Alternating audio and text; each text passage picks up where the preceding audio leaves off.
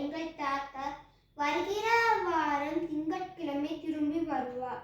அவர் இந்தியாவில் தங்க உள்ள நாட்களின் எண்ணிக்கை அது. இன்று திங்கட்கிழமையா?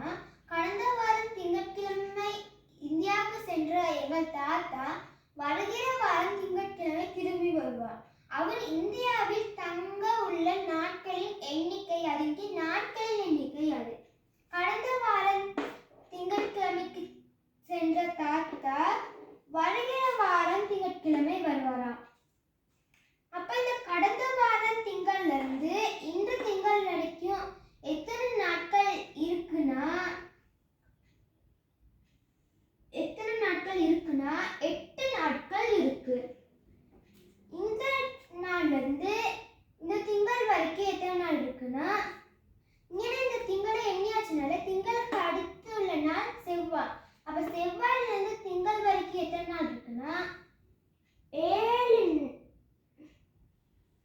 7 நாள் இருக்கு. அப்ப 8ஐயும் 7ஐயும் கூட்டினா 15. அப்ப அவர் இந்தியாவில் தங்க உள்ள நாட்டின் எண்ணிக்கை அதுனா 15